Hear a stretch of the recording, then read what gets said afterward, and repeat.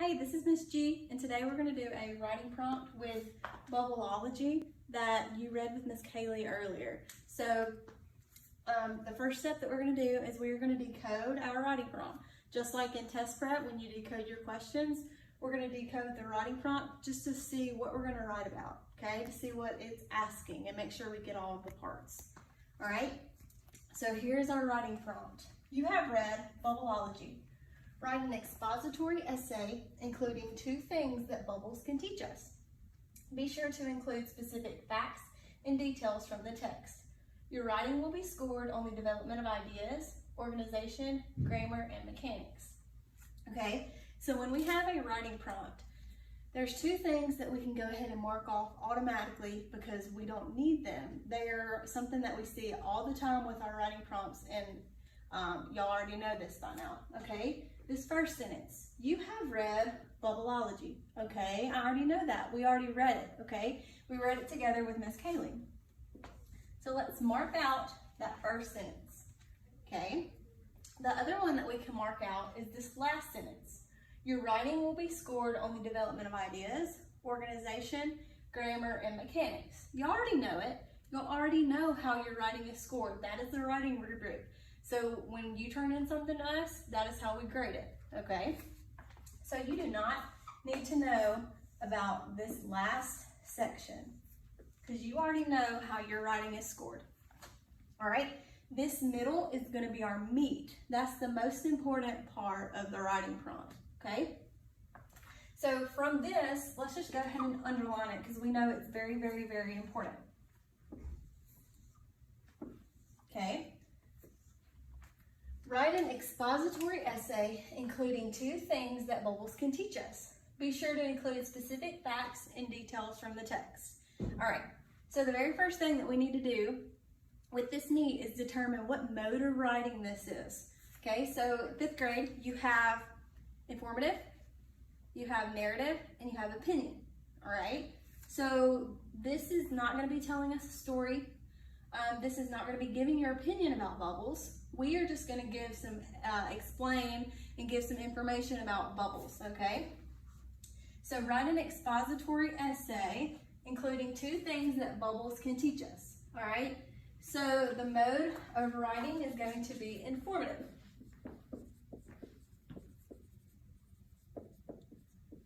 Okay? Expository just means explain. And informative just means explain. You're going to be explaining 2 things that bubbles can teach us, okay? So the next thing that we're going to do with this meat is we're going to form some questions with it, okay? What is this asking me to write about? And it's going to be 2 things that bubbles can teach us. So let's turn that into a question. What 2 things can bubbles teach us? Okay, that's my first question. We need to make sure we talk about 2 things that bubbles teach us in our writing, okay? So we got that one. There's something else underlined right here in the meat that's very, very important. Be sure to include specific facts and details from the text. Okay, that's going to be our text evidence. Now, I know that that is not considered a question, but it's something very important that we've got to include. So we include it in questions just so we don't forget to include it in our writing. Okay, so again, you've already read this text. I'm not going to read it with you, but what I'm going to do is I'm going to go ahead and start writing or answering the prompt and writing your essay with you. Now, it's the mode of writing is informative, and we have a strategy that we use with informative writing, and it is RACE. Okay? The R stands for restate the question. A is answer the question in your own words. C is cite your evidence, and E is end it. So what we're going to go ahead and do together is we're going to restate our prompt, and we are going to write our very first sentence or our introduction sentence to our writing. I'm going to do that in purple because the R up here is in purple. So we are going to restate our question. We only have technically one question over here, and it is, what two things can bubbles teach us? So now we're going to write that into an introduction sentence that starts out our writing. So what two things can bubbles teach us? Let's restate that, and I'm going to put bubbles can teach us several things. Okay, so if you think back to the text, you might be thinking, yeah, it can teach us this, this, this, this. There may be a lot going through your brains, and there are a few going through mine too. All right, so keep that in mind when we start to answer it in just a second. But bubbles can teach us several things.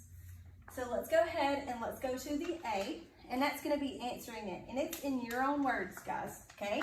So whatever you just had in your head thinking, that's what we're going to put. So the one that came to mind with me is in a story, it was comparing a bubble to a prism. And what a prism is, it's a glass box, and when something shines on it, you see a bunch of different colors like the rainbow, okay? And so the author was comparing those two things, saying that bubbles can teach us about light. So that's exactly what I'm going to put. For example, bubbles can teach us about light, and that's in my own words. So let's do that. For example, comma. That's a great transition word for, or transitional phrase for 5th graders. For example, bubbles can teach us about light. Okay, so we are going to be looking back in the story. I don't have a copy of the story with me, but you should in your packet. And I have written down that in the text it says bubbles can also teach us about light. That is the first sentence in the second or third paragraph. I'm not really sure, but let's go ahead and write that because we are citing evidence from the text to support that about teaching us about light. So let's go ahead and write that. In the text, it says, comma, when we cite text evidence, we need to tell it where it came from. You can say in paragraph 2, you can say the author says, you just got to let me know where you got this evidence from. It's from the text. So we have to tell where it's from and put quotation marks around it, okay? Bubbles. It says bubbles can also teach us about light. Okay? And we have to put quotation marks around that again so that we know that it came from the text. Okay?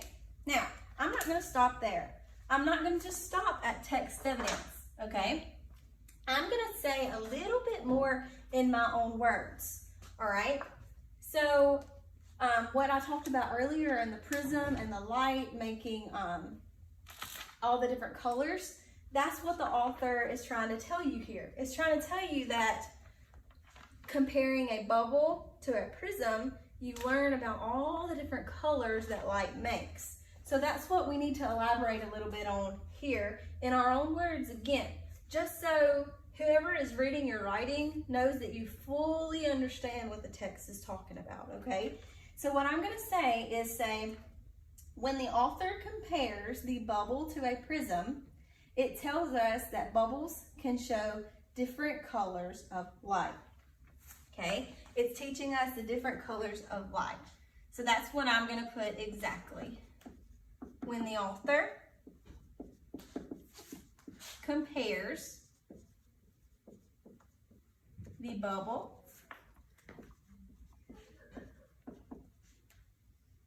to a prism, it tells us bubbles can show the different colors of light. Okay? So what you would do next is, you fifth graders, you need to include at least 2 pieces of evidence. So I have one here, but what you're going to need to do next is you are going to need to give me the second thing, or another thing that bubbles can teach us other than about light. So in the story, it also says that it can teach us about making things stronger. The author talks about adding sugar to it and making it stronger, making it last longer. So you would say something about that and cite evidence and relate it to your lives, or something like that, like I did here in my own words, okay? You have to do that twice because you fifth graders have to have at least 2 pieces of evidence, okay? After you do that step again, the green and the red, then you can go and end it, okay? So something that I've taught my students is just say, in conclusion, and then restate your question up here. Wrap up what you're writing about. We are writing about bubbles teaching us things. So down at the bottom, we might put, in conclusion, bubbles can teach us many things. Even though bubbles are a little bitty object that you play with when you're kids, they can teach us a lot of different things. That's what you would need to wrap up at the bottom, okay? But I'm not gonna finish this with you. I want you to finish it, and if you have any questions, please be sure to contact your ELA teacher and they will help you out. Bye, y'all.